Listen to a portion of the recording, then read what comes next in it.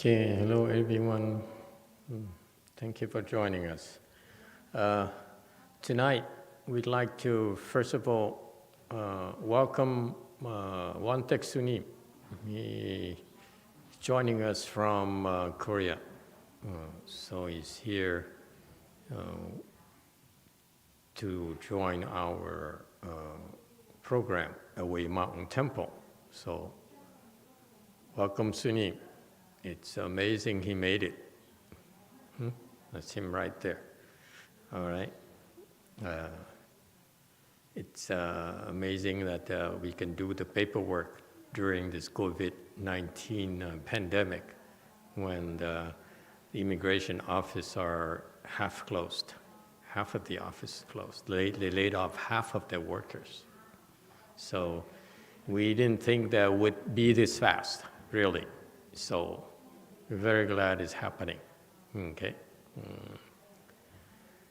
In the same vein, our young monk went over to Korea himself, and the young abbot, Master Z, is there, and he's under quarantine right now for another, 10 days, something like that. And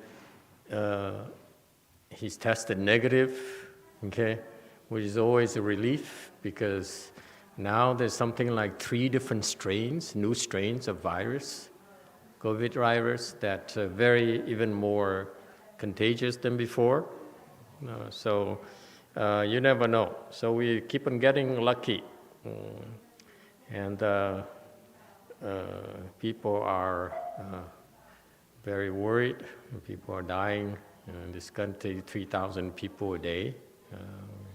Our hearts go out to those families and those people. So anyway, not much we can do, but live our quiet life and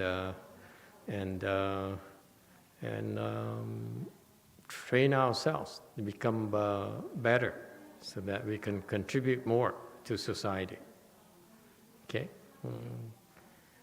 I want to take this opportunity to also start a new, provide you with some new information. In the past, I adhered to my beloved Master HsuanHua.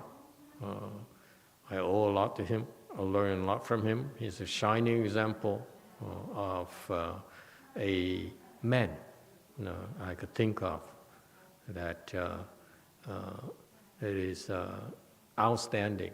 It's a role model for me personally. He's probably the most remarkable man alive I've had the chance to meet, which to me is a great honor to be able to meet with such a person, even though it's only for a few times in person. And every single time I bring back these images of him that I was able to see myself in person. It always fills me with joy and happiness, a kind of joy and happiness and peace that very rare that you're able to find when you meet with people, with someone. Okay, he's that special to me. So that's why when he first told me to teach, I follow his example. I follow his teachings. And so that's 15 years ago. Now it's time for us to, I feel it's time for us to ratchet it up a little bit, okay? Turn that into American WeiYang type of principles. His teaching is he ingeniously give us the 3 great principles and the 6 principles. And that's the first time I saw anyone formulating the foundation of the WeiYang, the Chinese WeiYang, if you will. Okay, and I look at that, and I saw what he did, that kind of foundation he used to train his Heng disciples to very, very remarkable level. Okay, most remarkable. It's really unheard of for him to produce such kind of such level of talents. He had many arhats, many enlightened disciples, which is incredible. I met other enlightened masters in WeiYang lineage, and they cannot do the same thing. Okay, in fact, they wouldn't know how to train them like that. And so Master HsuanHua is very, very special WeiYang patriarch. That's why he was tasked with bringing the WeiYang lineage to from China to America. So he founded those guidelines, and that formed the foundation of our WeiYang. Okay, and I think it's time for us to get out from under his shadows and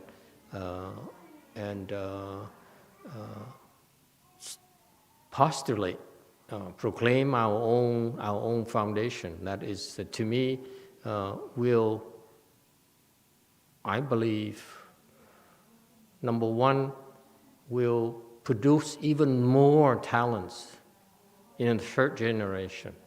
I'm a second generation.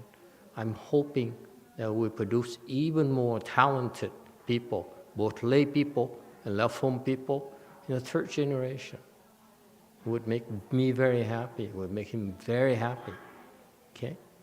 And in order to do that, we need a better foundation even. Just like architecture, you cannot build things, you cannot build skyscrapers unless you have a better foundation. So the further you reach into the skies, the better foundation it has to be. It's that simple. Same thing here. If we want the third generation to reach, to surpass us, this is my aspiration, is the third generation should know how to practice, how to cultivate in order to even surpass us, surpass me in particular.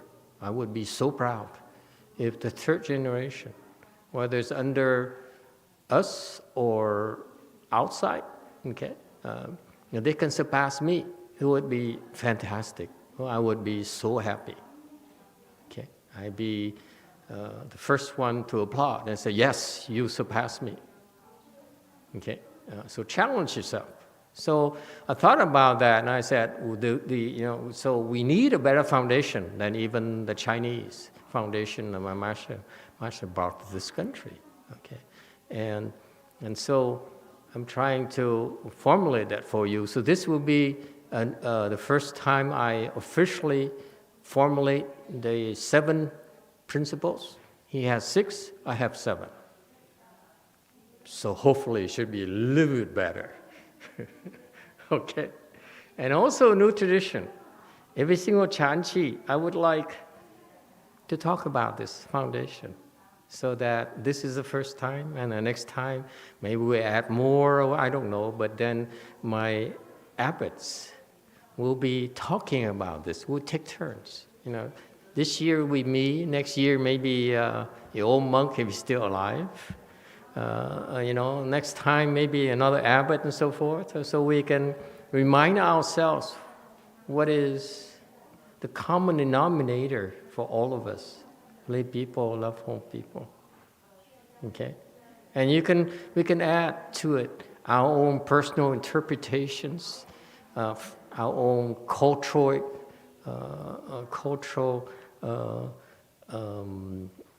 prejudices. Okay, so that, but it's important that we should remind ourselves how important this foundation is. Unlike in my generation,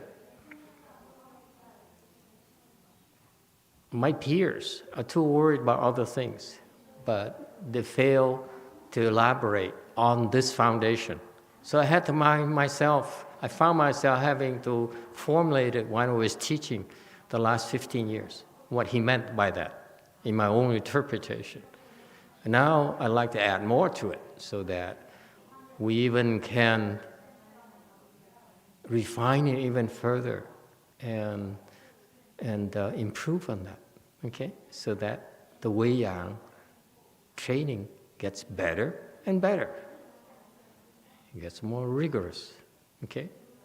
You want to improve on my generation, you have to work harder in my generation. Let me put it that way. Progress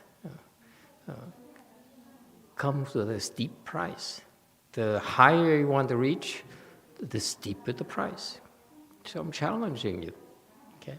I'm not holding back. I'm teaching you what I feel is what you need, you know.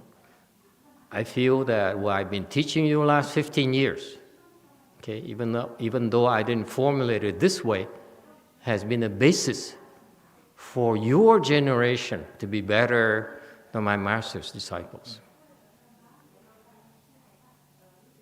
So now I want to formulate it for you so that you yourself have the foundation to surpass me. Okay?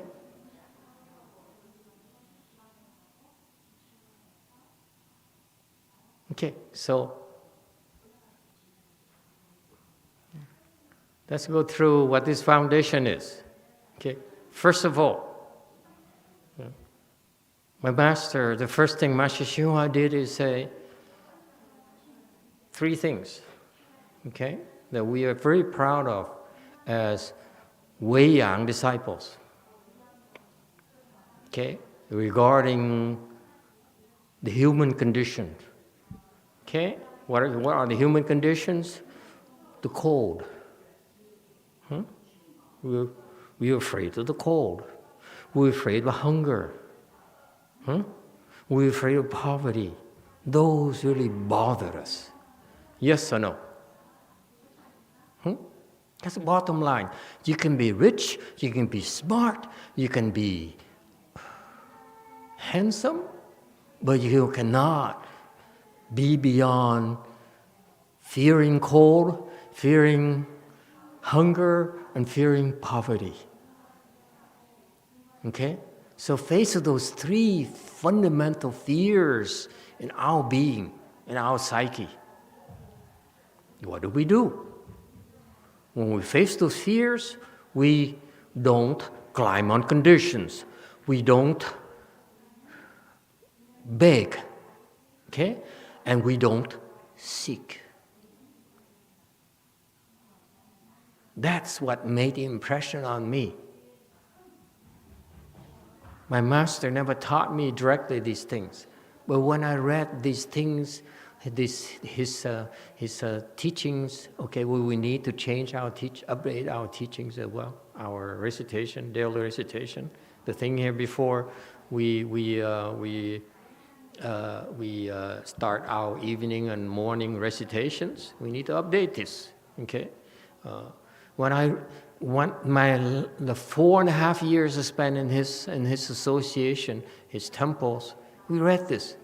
We read all these things, these 2 pages that we have for every day, and it left me with this very deep impression, because every day that we did the ceremonies, the morning and the evening, we always said, we all talk about freezing to death. We do not lie on conditions. Starving to death, we do not create conditions.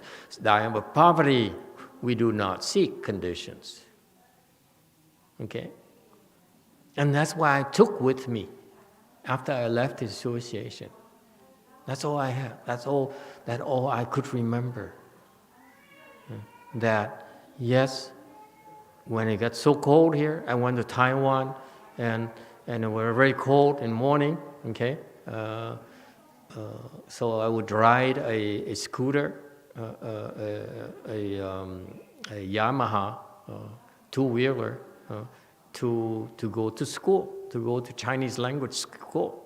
Okay, it's freeze, and my hands were so frozen, driving for half an hour from a temple to the school.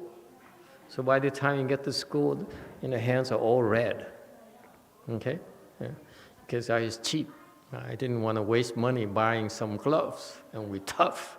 What are you afraid of? We're afraid of the cold? Are you kidding me? I endure the cold and go to the house and go to the school and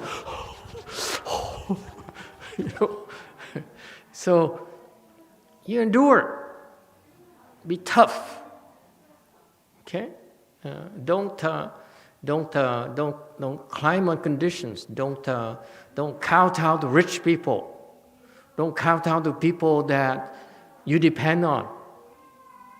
Whether it's food, whether it's money, okay?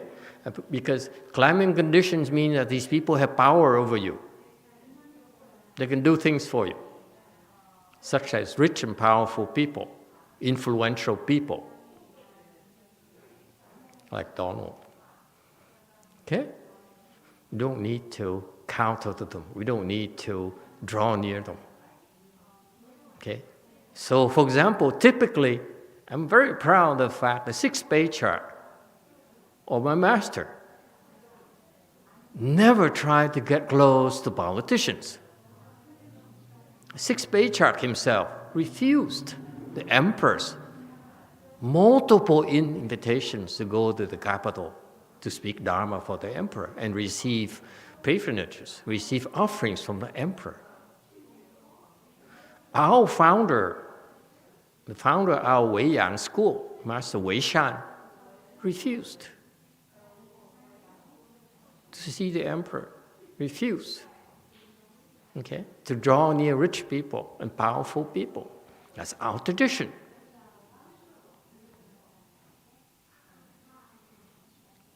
Okay, number 2, when we're hungry, we don't beg for food, we don't ask for things to eat. Okay? Why not? Because if we are virtuous enough, if we really practice as we taught, okay, we should get support. We don't get support, now we don't deserve it. Don't have to ask. Let's return to lay life. Let's do something. Die, starve to death, okay? Return to lay life. I don't care, okay? But we don't need to ask for food. Even when we're hungry. Fast. My master would fast. When he stood by, he observed filial piety for his mother. He stayed by her grave for 3 years. And no one knew about him. So food didn't come regularly. So he would starve. That's how he understood this fasting Dharma he's been teaching us, that you guys have got so much mileage out of it. It's from him, his experience, from fasting, because food didn't come, so he had to fast, not by choice, okay? By need, out of necessity, he had to fast, okay? So when food came, he ate. When food became stale, he ate the food anyway, okay? And at first, I'm sure at first he had diarrhea and all those things. He learned how to not have diarrhea, eating bad food, spoiled food. Okay?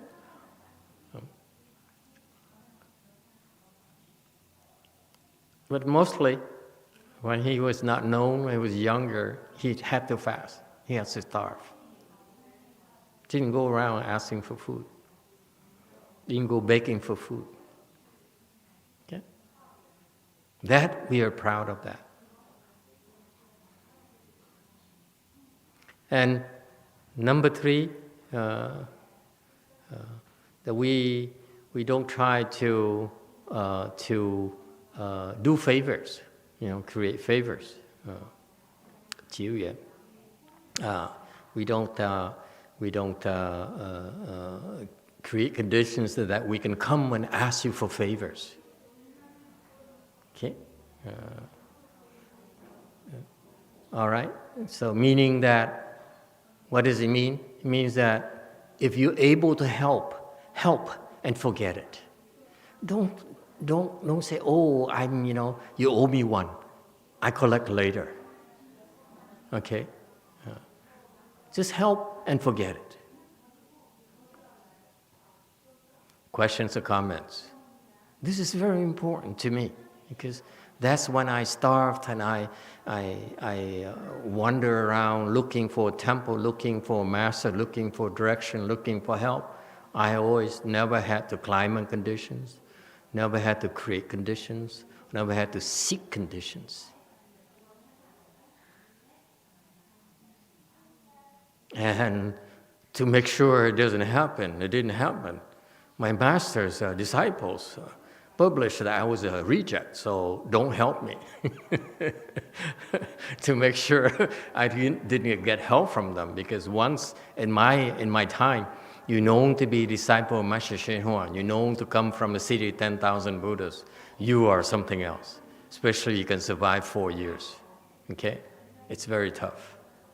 Not easy. It's very trying. All right? So wherever I went, people knew, oh, you Master HsuanHua disciples? How come you're not a hung? I said, well, I'm a reject. But you're there, right? Yes, 4.5 years. Oh, wow. Okay. So people would, the big monks would wine and dine me and offer me things and made promises to give me the temples and so forth. And never were impressed by that. Okay, so even with my master's disciples chastising me and persecuting me, if you will, it never bothered me. Okay, so I had no choices. All right. Next. We're gonna, next, my master taught about the 6 principles, those before the 3 guidelines, okay? 3 guidelines of not climbing conditions, create conditions, and seeking conditions. Now we have the 7 principles. My master gave us the 6 principles. Let me elaborate a little bit for you on where we differ on his 6 principles versus our 7 principles. Number 1, Master HsuanHua says, no fighting. Okay? I'm reformulating as no harming. Okay? No fighting helped me tremendously because I am manic. I'm still manic. Meaning like Donald, I think I'm God occasionally.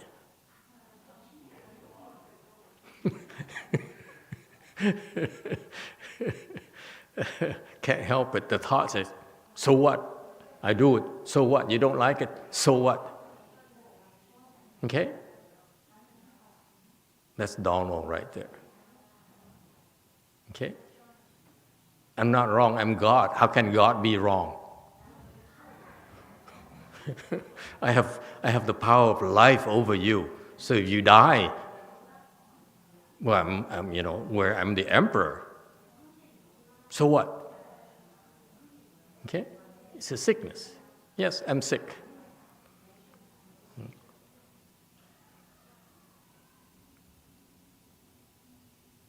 But the fighting came naturally to me as a person. Okay? I fought as a lay person. I love to fight. As an asura, asura is a kind of person with a mentality of loving, picking a fight and loving the wine, okay, and so forth. So I am an asura. I am manic on top. I'm a manic asura. I'm a bipolar asura, extreme bipolar asura, okay? And so I love to fight. And his principles helped me tone it down.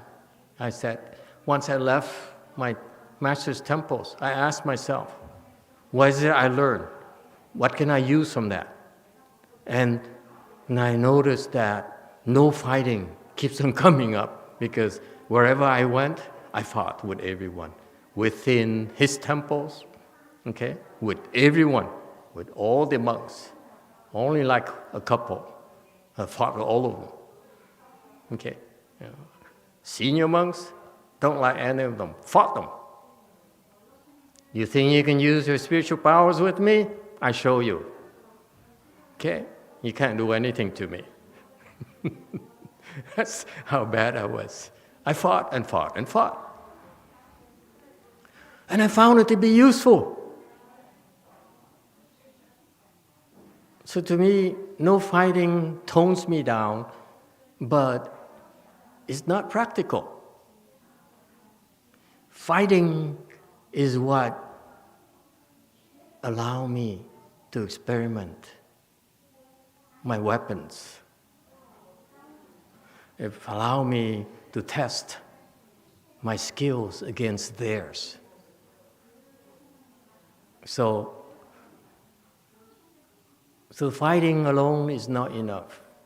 What the fighting principles that my master meant, I feel, should be reinterpreted as what I did. I fought and fought and fought, just like most people do, lay people. If you don't fight, how are you going to get your promotions? How are you going to win the war? How are you going to protect your families, your country? Okay? But you can fight, but don't harm.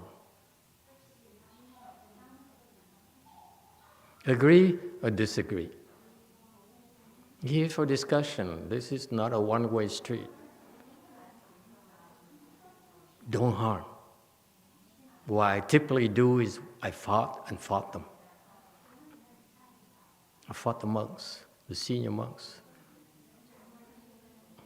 They don't realize I was fighting them even. They didn't realize it. Okay? Or I fought the other monks who are lesser skilled. When I knew I had the upper hand, I stopped.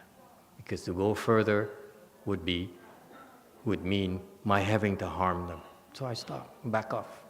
You win, I lose. Okay? I would rather be harmed. So some of the lower level monks would harm me. And I didn't say anything. I received the harm. Never complained. Chose to be harmed instead of harming them.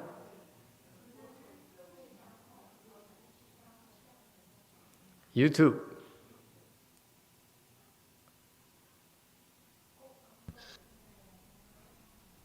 Okay, so it's funny because I fought the lower level monks. I knew I was better. I fought and fought because they were teaching me skills, how to fight, how to play games, how to play politics within the Sangha. Okay, so I found it very interesting. It was a learning experience. Never had to face that unless you're in a big organization. You know, there's politics involved and all those things because they're not enlightened. They're going to play politics. Okay, so I learned that and fought them, and they beat the heck out of me, but then I beat them, but they didn't realize, but then I chose to let them harm me and win. And then I move on to, high level of skill monks and nuns and fought them as well for fun. That's how I learned. I always backed off. When it comes to the point where I need to harm someone to make my point, I back off. That's enough. Yes, you too. Billy Two Bucks asks, "Hello, Master. Is insulting and slandering, fighting, considered harming?" It's about the intention. If you insult and you slander people, for what purpose? If you have a harming intention, then don't do that. If I insult people, I criticize people, trust me, it's never for me to try to harm them or hurt their reputation. When I say those bad things, I keep on reminding those criticism. I criticize others, monks and nuns or people like Donald, is to illustrate a point to my disciples, to my students. Okay? The lesson arises from real people, from real situation. It's not a theory. When I tell you it's no harming, because I was in a position where I could harm people, and I backed off consistently. If I did harm them unintentionally, I would feel very sorry, would try to make up for it. Okay, but those are very rare occasions. Okay? If you harm people, then you can't grow stronger anymore. That's why. You develop skills. You surpass others, then you also have the responsibility not to harm them, because they help you surpass them.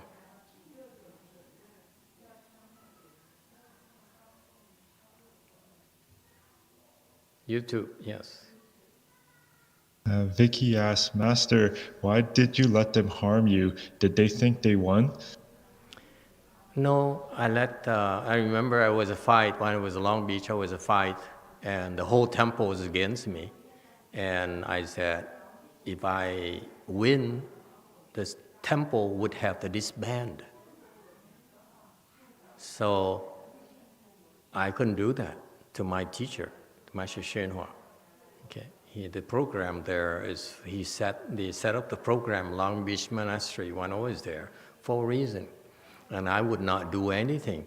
If I didn't know his intentions, I would not do anything to harm that program. So it got to the point where it's between me or the other guys. I said, well, it should be me, because I learned so much already. I got enough. I don't need to harm them. They did me. I learned so much. I did me so many goods. Yes, there are things I disagree violently. That's why we have such a conflict, a serious conflict, to the point where they call the headquarters, and all of them said that I was possessed by the demons. They had to come and investigate. But that's a low lives. You know, you do that because you cannot beat them, so you resort to lies and slanders and so forth. If you're stronger, you shoot the heck out of them. Just beat them up, kill them. You don't have to do those things, right? So when I saw all that, I said, well, if I stood my ground, I have to tell headquarters everything I know, which then would destroy the program. So I said, in that case, I'll be harming my master's work, destroy my master's work. So go ahead, beat me up, go ahead, punish me. And the whole organization was so happy to punish me. So it brought me to this committee, and they used the spiritual powers on me and said, is that right? You attacking me? So I used my skills, and they didn't know I had such skills.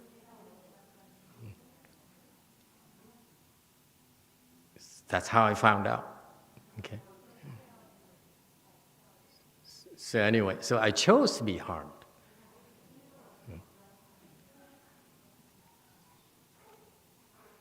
Okay? Anything else? No greed. Number 2.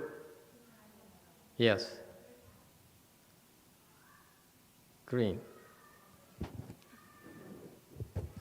Master, when we fight, sometimes we tend to afflict each other emotionally. Is that harming each other emotionally? Of course, you afflict people when you fight, but then also there's the flip side. The flip side of it is that it's a wake-up call for everyone. If I teach you quite often I have to fight you. Okay? I have to fight you.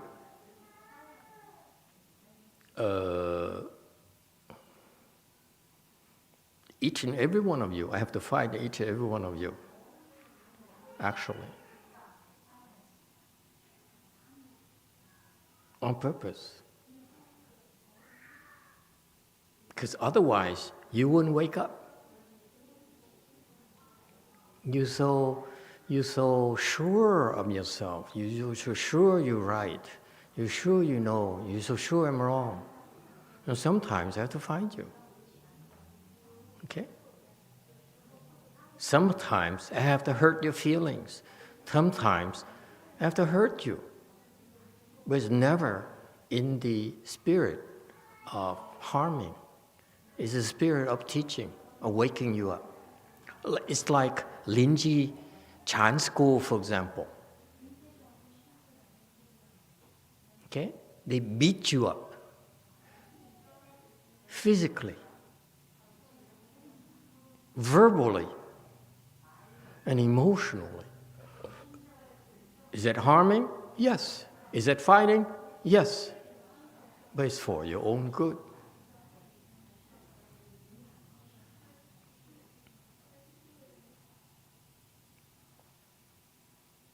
If you ask Master Linji, did you intend to hurt that person? No. He said, I need to beat him up for his own good. He would not need to harm you. You mean nothing to him. Why should he harm you? At his level, he doesn't go around and harm people to get things from people. You really are useless to him. That doesn't need you to have another disciple to be more famous. So everything he does, he did, Master Linji and Master HsuanHua, is to help us, never to hurt us intentionally. YouTube, yes. LTD asks, I know people who try to get as much money as they can now so that they can help people later on when they have enough money. For example, Warren Buffett focusing on investing when he is alive so that when he does go, he can give it all to Bill Gates. So is this greed okay? I suppose it is for him, not for me. Each person is different. We're talking about you have to look at yourself. You don't need me to tell you. I had no one to tell me after my master died. I fought and all these people or his disciples because they didn't tell me, they couldn't tell me what's right and wrong. They beat up on me, that's it. I said, okay, you beat up on me, I will become stronger because of that. Okay? But let's talk about Mr. Warren Buffett. Okay? He's a good man. No two ways about it. He's one of the better businessmen in our world. Absolutely. He has wisdom. Absolutely. Okay? I had tremendous respect for him as a person and as a leader. Absolutely. But as I practice more and more, I realize that still things there that bother me. Yes, he did a lot of good for people and philanthropy and so forth, and gendered a disciple in Bill Gates that's doing the world a lot of good. But if I had to criticize Mr. Buffett, if I had to, it's none of my business. He's not my disciple, okay? But if you ask me, do I feel that he has, he can be better? I said, absolutely. Drink more Pepsis, Warren. He actually is one of the biggest shareholders of the Coca-Cola company. Did you know that? He's the largest, like 12% ownership. And I said, so he keeps on promoting Coca-Cola. Wherever he goes, when he has a chance, he would take a can of red things and Coke and he would drink it. Video, photo, and so forth. I happen to dislike that. What he likes for himself personally, I don't care. He likes hamburgers and Coke, I don't care, okay? But for him to do that, to promote Coke, to me sucks, because Coke is poisonous to us. Coke is poison. It makes you fat, and it's not good for your body. It's so bad for your body. And to me, I have a problem. If you say you make a lot of money and help people later, I would say, if you intend to help people, then don't make money while hurting others so that you can use money to help others. To me, it doesn't make sense. So he makes a lot of money buying to companies like Coke, like, I don't know, many companies. Some are good companies, some are, to me, are pretty bad, okay? Just because they have good management, they have those criteria that make some worthwhile investments in the long run, fine, all those things. But there are plenty of good companies, plenty of good people who are producing good products. You don't have to make money off bad products. Okay? To me, that's deplorable. Warren could be a lot better. I would have, so much more respect for Warren if he were to drop, for example, his investment in Coke. To me, Coke is a very bad company because they sell poison.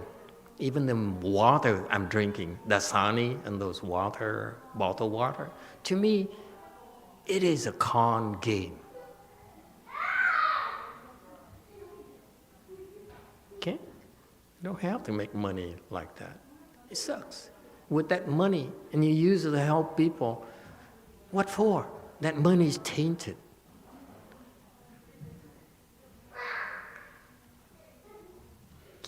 Similarly, you say, I'm going to kill a bunch of people so that I can save more people in the future. I don't have enough wisdom to do that. Okay? Just don't kill, don't harm for now. Okay? If you're a Buddha, then I have no problems. Warren is no Buddha. If Warren is a Buddha, I would say, okay, if you invest in Coke, we will honor one. I'd love to learn why. I'm sure there's a reason why, okay? I would take it differently. But Warren, wisdom level is not the Buddha's wisdom level. That's why when I say that, is to say, hey, Warren, you did good, but you could be better. That's all. And if you really believe, we appreciate some donations.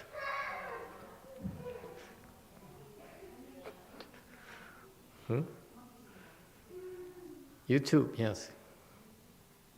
Alta D asks, should we give now and sacrifice the money we could make to give later?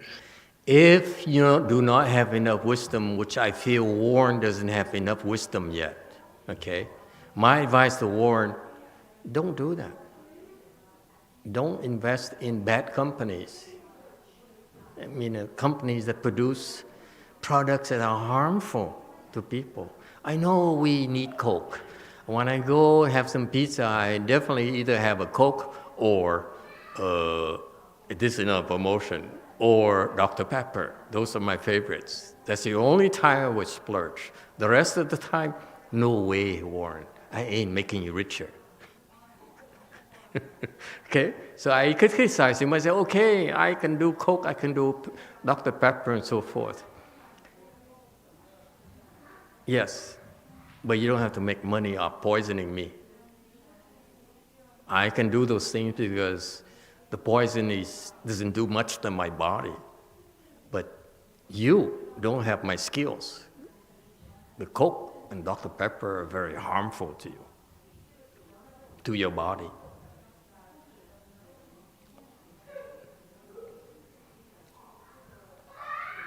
Oh, we're not going to finish tonight.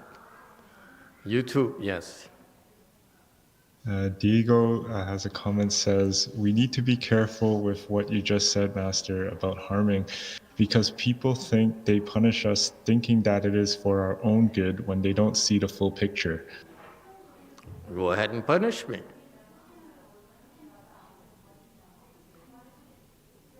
It's okay. There's a price to pay. You say our things, of course, we're going to offend people. And so be it. Someone has to take a stand. That's all.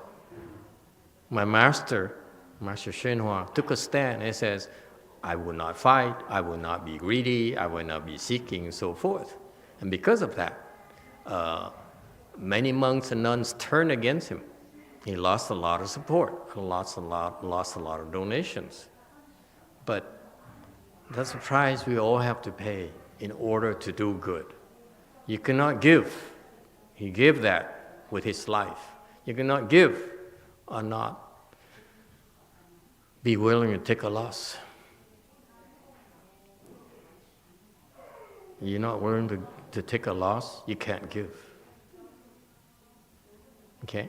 And the bigger the gift, the more you have to, the bigger the price you have to pay from your own pockets, your own life at times. Yes, Green? Master, thank you for the consideration of using the word harm. For a Westerner that was born in a military town, in a military region, no fighting is inaccessible and dismissive right off the bat. Right. It's it causes a problem. People have a very negative reaction to it. They say, that's nonsense. How can we not fight in our world? We go to war, we fight for our promotion, we fight for our family, we fight for our love. How can you say not fighting? Okay. And that's, yes, that's absolutely true. I think that no harming is a profound, accessible permutation of what I think may be meant in no fighting. Because about restraining yourself. You have to restrain yourself. When you have the upper hand, when you continue to harm others. Yes, when you get there, you did some harm to them already. Okay? There's no escaping that. When you fight, there's harming. But will you go all the way to harm them or destroy them? Okay? So, to me, fighting is necessary for growth. To say no fighting, to me, is unreasonable. You have to fight with your spouses over your children, don't you? How can you say you won't fight your spouses because of your children? To me, that's not possible. You have to fight. And but in the spirit of benefiting, yes. There's harm involved, but the ensuing benefit would far outweigh the harm. That's what I mean. But when you don't want to get to the point where all you do is harm them, there's no more benefits, that's when you want to back off. Thank you for helping me clarify that. Absolutely. And if only to share two things, I completely agree. The no harming implies self-restraint or self-boundary. Each person has the opportunity to decide where that harm starts and stops. Yes. And in my personal and professional experience, harming only leads to harm, to harm, to harm. It creates a cycle that you usually, for my own experience, you can only leave that cycle by allowing yourself to be the last to be harmed. Or else it just continues and continues. Right. Absolutely. Thank you, Master. YouTube. Apple asks, is there any specific skills that I can use when I feel hurt by someone and I want to hurt them back on purpose? Like count numbers, try to keep silence, or just leave? I can't help you there. I don't know how to harm people. because I always back off. In the end, I back off. You want to harm me? Go for it. See if you can. If you can, it's my bad luck. Maybe next time. It's about yourself. It's not about winning or losing. It's about, do you have enough awareness? Or are you so confused, so blind, and you have no self-control anymore?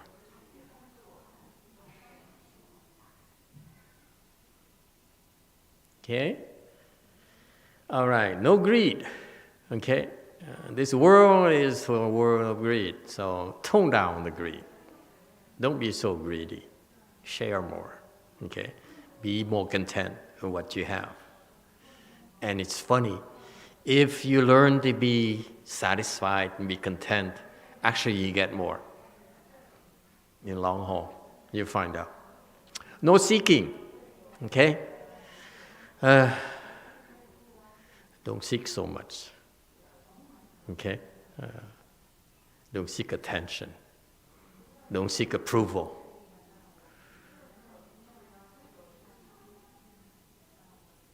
Okay?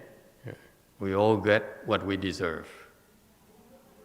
Actually, the less seeking you have, the less seeking you do, the more people respect you.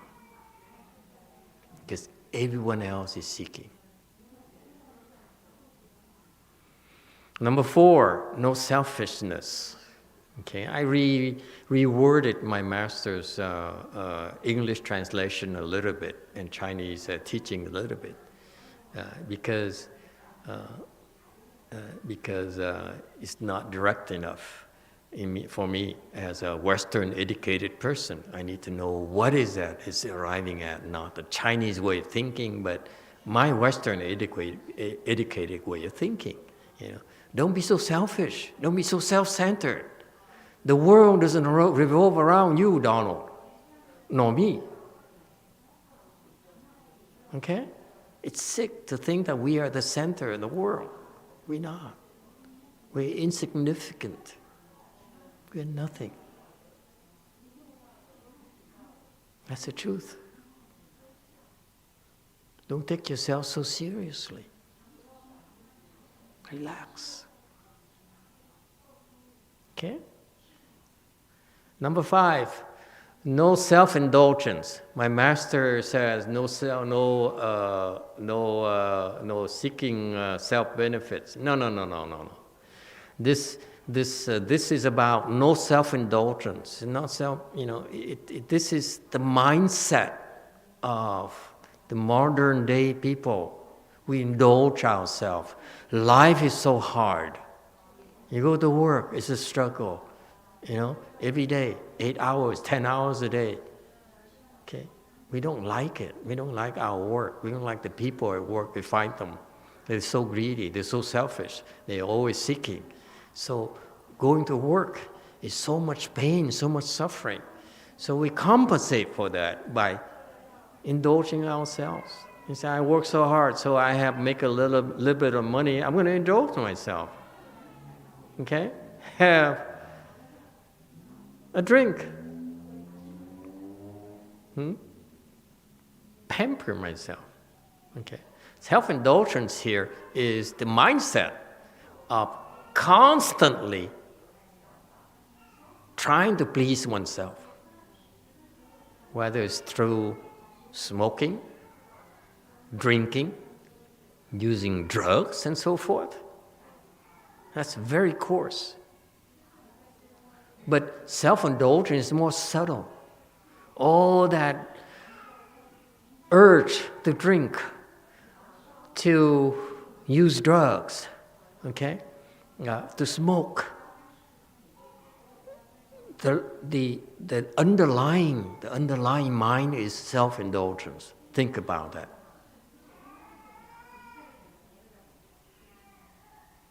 If you get rid of the mind of self-indulgence, you don't need nicotine patches.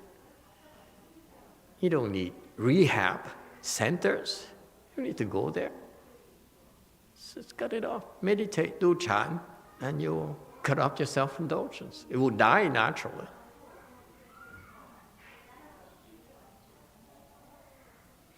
Number 6, no lying.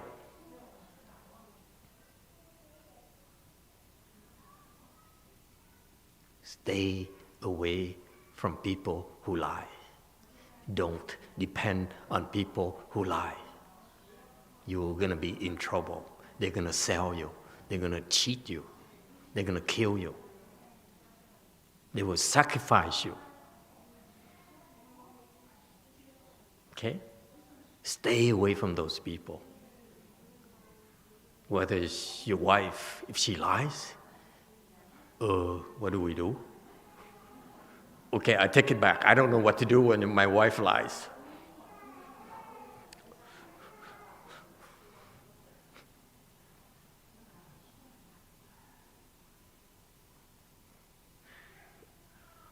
Jewel Mountain, yes. See, I always get in trouble with my big mouth. I say the things, oh, can I take it back? Yes. Jewel Mountain asks, how about be straight-minded? The last time Master mentioned to add this to the principles. No, straight-minded is something else. We're talking about the foundation here. Straight-minded is a much higher level. When you get higher level, I will teach you that. Not yet. The foundation here, the foundation of being straight-minded is no lying.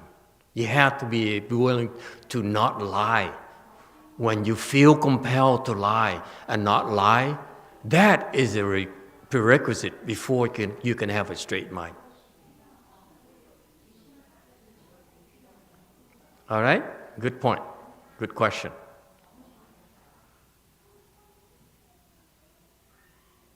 Anything else? Okay? Liars. Okay? I don't care who they are. They could be your boss. Could be your elected officials. Okay? If they lie, get them out of the office as quickly as possible. Change job. Change bosses. Because it's not good for you in the long haul.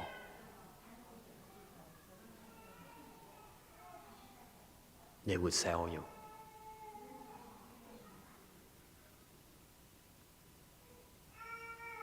YouTube answer. L to D says, if your wife lies, bring her to the temple. Very funny. I'm not going to touch that with a 10-foot pole. People do bring their wives to the temple, and I'm so happy. So nice for you to come.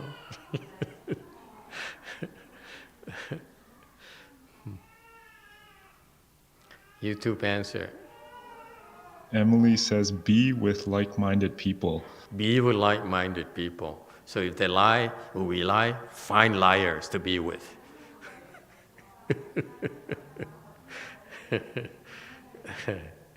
I used to be enamored with the French culture.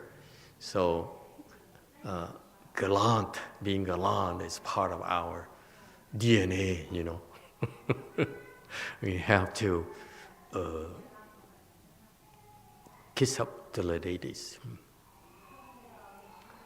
It should be part of our U.S. WeiYang as well.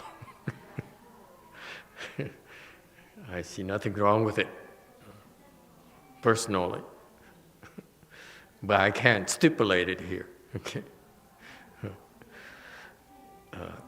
Okay, 7, practice the 4 unlimited minds. It is very important. If you only do 1 through 6, you can easily reach 4th stage Arhat. So a master did that for my generation. That's why he had so many 4th stage Arhat disciples. but not too many enlightened disciples. Okay? That's what's missing. The 4 unlimited minds. Okay? We talk about no harming, no greed, no seeking, no selfishness. Okay? We all know what selfishness. We all are selfish. I am selfish. So we know what we're talking about. Okay? So recognize that. Try to be less selfish. Okay? We know we all self-indulge. Okay? We know that we have to lie for the peace of the family. No?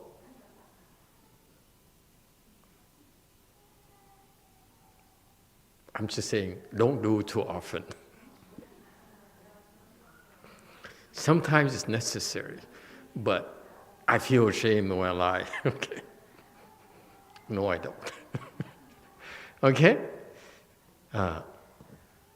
This is what's missing in my master's teaching. That's not clear in his teaching. He meant this, but he never formulated that. That's why his disciples thought they knew everything about his teaching. He meant this. He meant that for you to be worthy of my disciples, for you to be Mahayana ambassadors, okay, you have to practice the 4 unlimited minds. If not, you but Hinayana ambassador.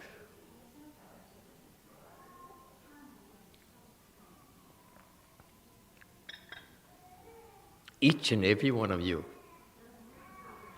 is, in your own way, an ambassador of Mahayana.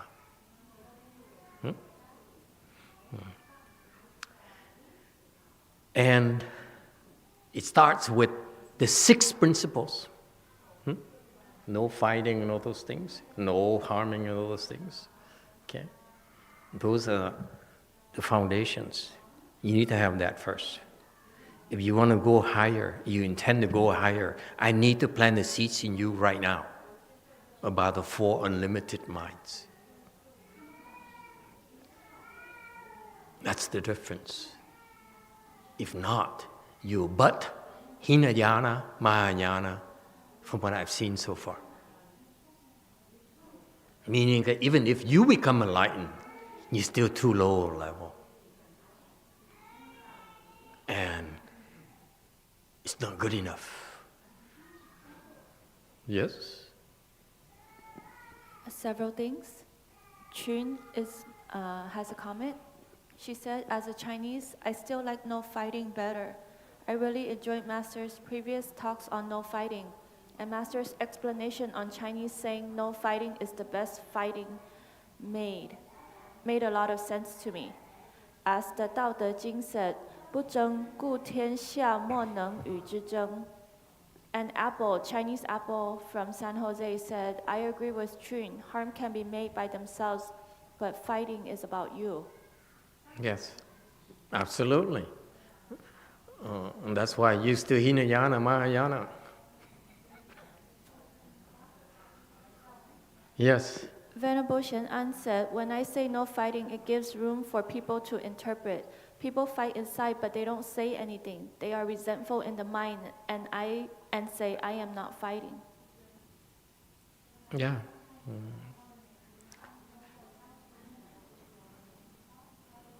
Before you harm, you have to fight. Yes? Venerable Shen An also said, if you stay with non-like-minded people, you learn much more. Yeah, precisely. That's why WeiYang Temple is a mess.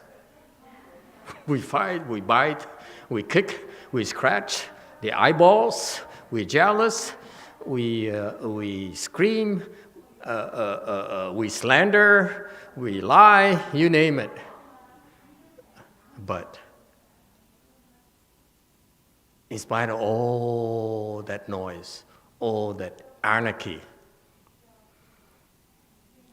we ended up the bottom line is you end up understanding and building our foundation better than the other branch temples. Folks, be careful. You're going to have a lot of places where we train our people. So how do you evaluate these places?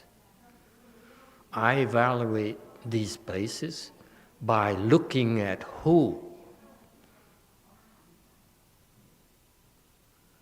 can live by, whose foundation is stronger, and which environment would help build the foundation stronger. Master HsuanHua said, the Chinese say, if you warn for the wind, how can you know the flame is still young and weak?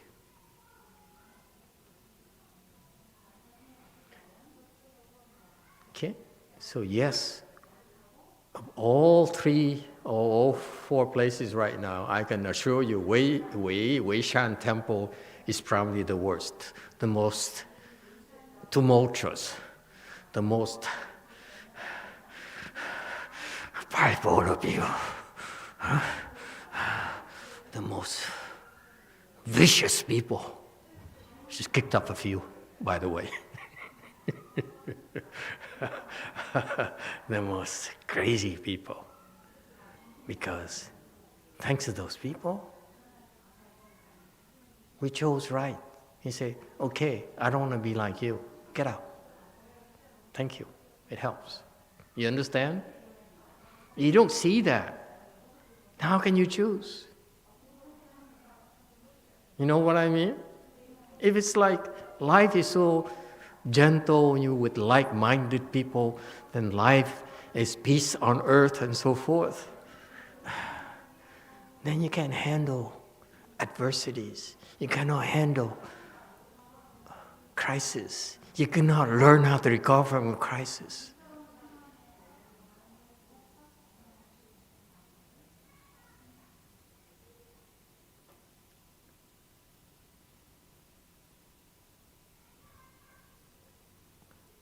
Yes?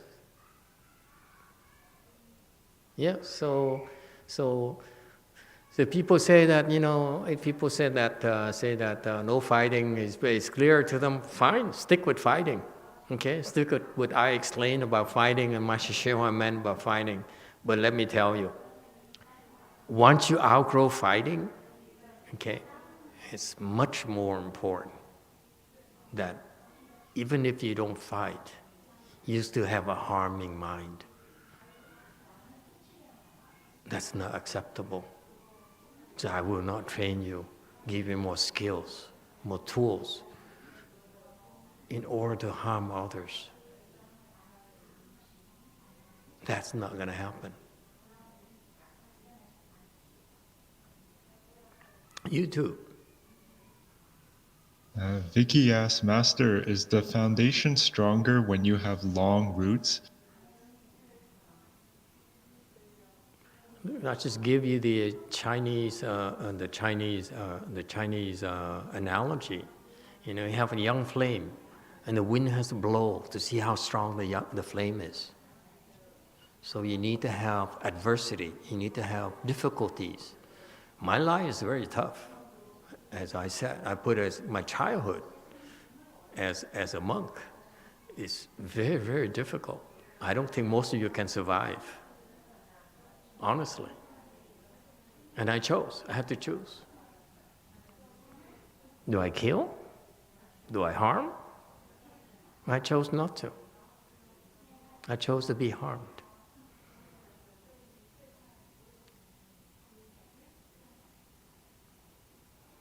Okay? Yes, Green. I would like to continue the debate over the fighting versus harming. Yes, by all means. And as I look around in this room, I may be one of only two people from this country originally, or I may be in the minority here, so I want to speak up for that minority. You can absolutely harm without fighting. It takes no fight to stab someone in the back. That's right. And also important, Before they have a chance to fight, you can harm them already. They don't have the, they can't fight you anymore, let alone harm you. ask I Caesar. know what you're talking about. Yeah, ask Caesar. We can harm you before you even have a chance, before you even know it. So no fighting doesn't stop that. No harming stops that. Number two, you can absolutely have a fight without harming. And a lot of times, it's important to the development and growth of young boys and young men everywhere to have that development, because growing up with sports, if you don't have the opportunity to take out some of that athletic aggression and skill, so you knock your friend over or your friend knocks you over, you dust each other off, everyone saves face, you learn something and you grow stronger. That's not harm, that's a healthy fight. That's just part of growth. So I really appreciate still. I agree with no harm. That's important. You have to learn to fight as well. Let me give you an example. In the Summer Olympics, you're going to have Taekwondo. It's no sports. When you go there, you're going to wear these things to protect your head, yes, your skull, and your shins and all those things. And your mind is a fighting mind. Your mind is a harming mind. Yes? Because you cannot win unless you try to hurt those people. But it's the protection that will prevent any harm to come to you. So absolutely fighting is good. But you also need to know that, to stop, and know that your fighting cannot lead to harming others. And that's a guideline.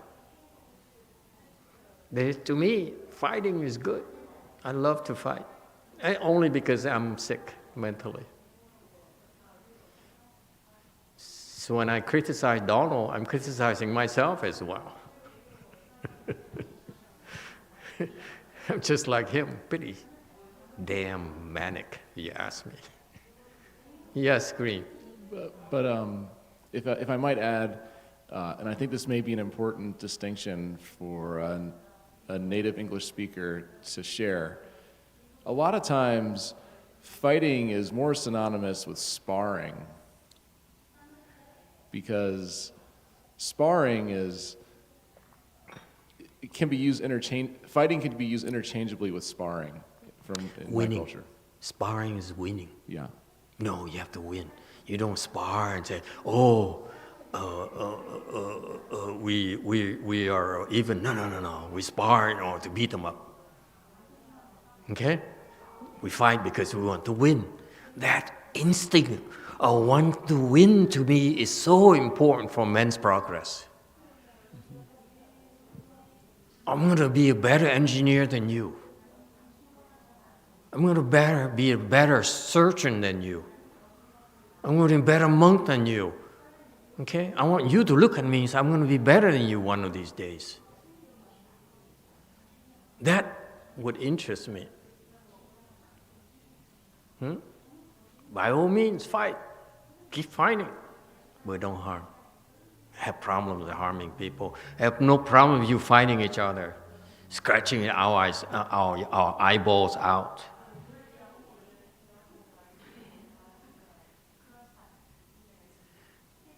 It's okay. It's necessary for our progress. Okay? In many cases. Not always the case, but in many cases we need to fight.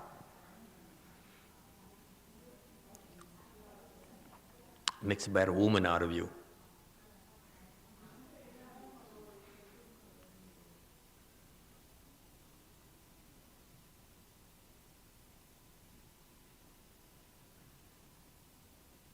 I had to fight to survive myself. I had to fight myself, in particular, to resist the temptation to beg. to complain, to give up. I had to fight myself. I found myself to be my worst enemy.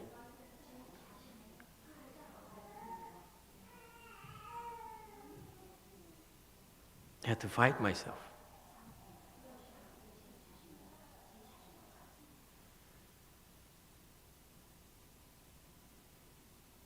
Not to quit. Not to give up. Not to be so manic.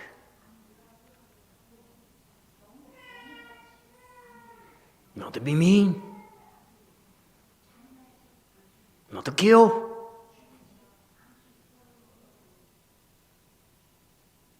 It's a struggle.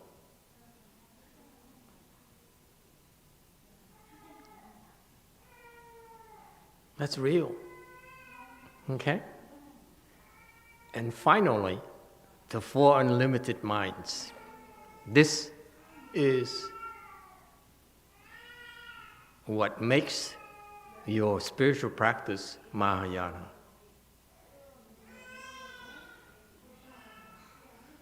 Mahayana needs the first 6 principles as the foundation for righteousness that we all need as part of our foundation. Okay? The righteousness. This is righteousness. Your righteousness should include these 6 principles. But your wisdom is based on the 4 unlimited minds. Being righteous is not enough. If you temper the first 6 principles along the line of Master HsuanHua's, or the way we restated it, reformulated under my words, you still need to temper them with the 4 unlimited minds of kindness, compassion, joy, and renunciation. Let me go quickly through them for you. Kindness. Be kind to the people that you come into contact with, in particular, your family, your friends, your relatives. Be kind to them. Your co-workers, be kind to them. That's important. Be kind. Okay? It's not about you, it's about them. So trying to be kind of reminds you, this life is not just for me. What I do is not just for me alone. It affects others. And how do I affect others in a positive way? Be kind. Be kinder. Look, you have so much already, don't you think? For you to make it this far, you have so much already. Try to be kind to others who are not as lucky as you are.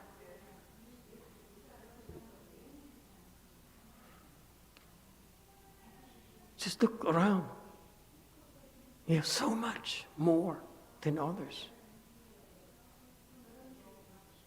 You're not infected right now. You have food to eat. You have a shelter over your head. It costs you nothing to be kind. You lose nothing at all. Compassion. Be aware this world is a lot of suffering. Look at people's suffering, look at people's pain, and try to help, relief, give them relief, because they can't take it anymore. You know that? They look tough, they look big, muscular. Never mind. Give me a few more years. But inside, they're in great pain. That's why they have to indulge themselves. You know that? Self-indulgence, because you need to compensate for the pain and the suffering you're experiencing. That's why you indulge yourself. Agree or disagree?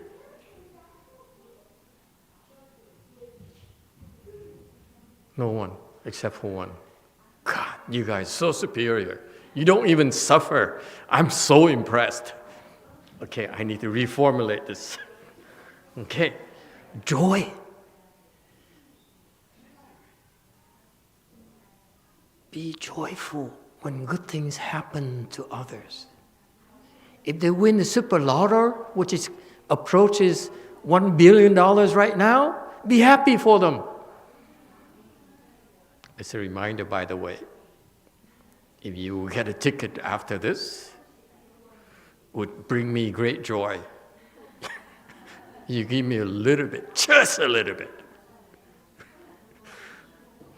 They say that, it's like the odds of winning of this mega lottery is like in the quadrillion. With my rotten luck, I'm not even going to try to spend $1 on that. Quadrillion, 1 in quadrillion. Hey, kimchi Sunim. Huh? 1 in quadrillion. I don't know how they came up with that. Fascinating. Quadrillion, gazillion, it's too many zeros.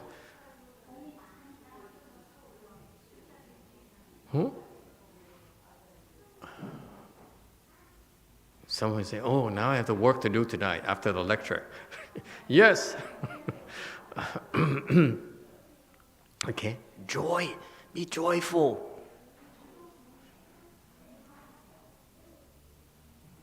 Okay, because if you cannot be joyful, it's because you're so jealous. Don't be so jealous. It's okay. Look at your jealousy. How when good things happen to others, there's something inside of you that said, I don't feel good. Yes? It says this idiot monk now who has a much bigger temple than me. God. It's annoying. YouTube question. Chin asks, is self-indulgence self-compassion in some degree? No. It's not self-compassion. It's indulging. You're seeking to pamper yourself. That's at least that's what self-indulgence means to me the last time I checked the dictionary. And finally, renunciation.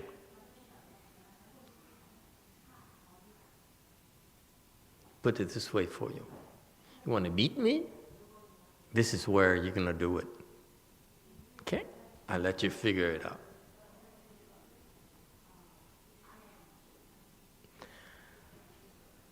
Final questions.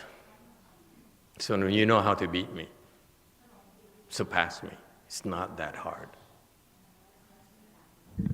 Okay? So don't go around telling Master is keeping things, to himself. No. This is for unlimited minds here, is what will determine how high you climb, how high your level of attainment would be. My Master did not emphasize this enough for my generation. And it's a shame. Because of that, it's very difficult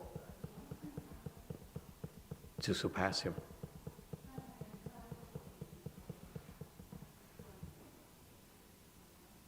Because he didn't know how. This is how. You can surpass him too. But it's too late for me now. If I want to surpass him, I should have started 25 years ago. I didn't even dare dream of that. I just said, trying to survive, that's all. So, because my goal was so low 25 years ago when I first started. It's too late now for me to change course. Too many temples. Too many commitments. Can't do it anymore. Right here. Too many commitments. Questions? Yes, Blue. Master, don't you have to have some self-indulgence in order to renunciate? To be what? In order to renunciate? To renounce, not renunciate. To renounce them, yeah. Okay. Self-indulgence? Yes. No. You don't understand renunciation yet. When you get up there, then you understand what renunciation is. Otherwise, if you don't have any of the 6 or 7, then what do you renounce? You find out. Yourself. Okay? It's not something that can be explained. Then you say, that's what it would take to surpass Master HsuanHua. It would take to surpass me.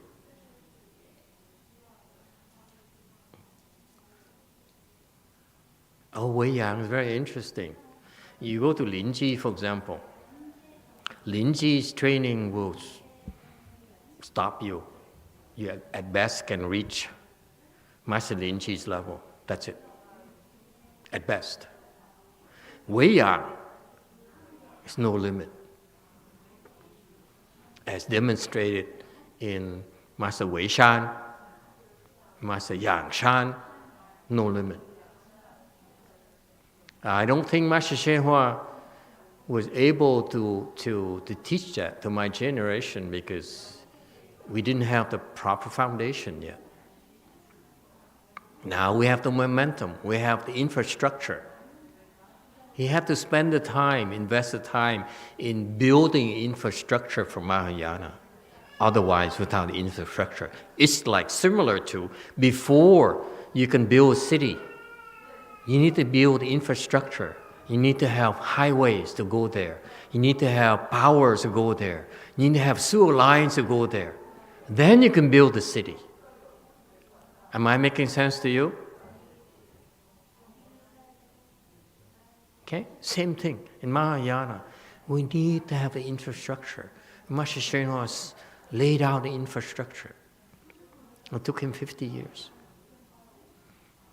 But he didn't lay out how to climb. That's why we struggle so much. Anyone else? How come his disciple is so quiet tonight? The spy. Usually he says, oh, he's like that. My master's like that. He says, no, you're wrong. How dare you criticize your master?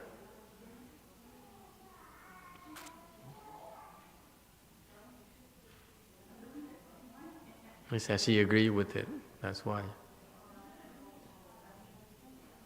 She's kissing up to me now.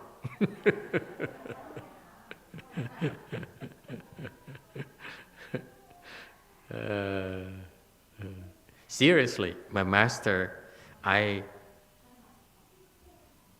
from the bottom of my heart, I do believe that he meant this. He meant that for us to surpass him. He wanted me to try to surpass him. I never dared. I said, you're my idol. I cannot even dream even surpassing you. I challenge you now, third generation and future generations, surpass us, please. We are surpassable. Don't sell yourself short. We're very surpassable. And WeiYang lineage, we encourage that. Master Weishan, Master Yangshan, Never bothered with that.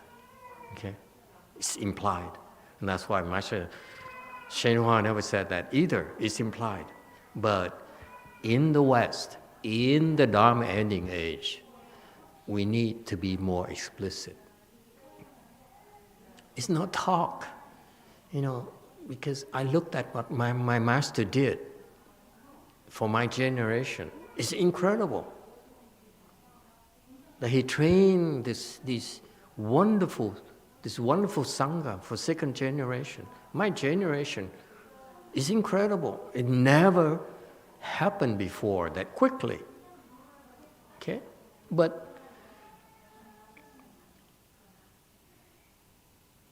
now we have the infrastructure. At the same time, he built this infrastructure for us, for your generation.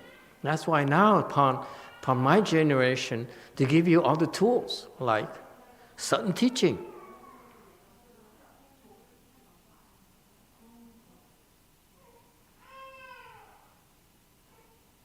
like perfect teaching, and those things. It has to have, to me, a purpose,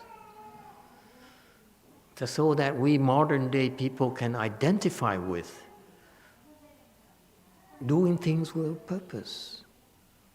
The Chinese call it cultivation practice. To me, it's too abstract. Why do you cultivate? When I plant the rice seedlings, it's in order to have a great harvest. It's implied in our culture, in Asian culture. When I farm, it's to have good crops, great crops.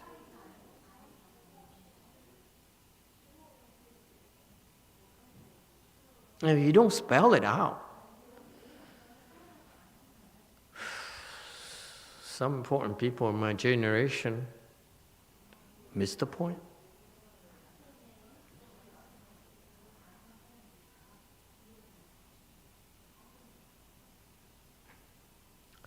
Okay, any questions or comments?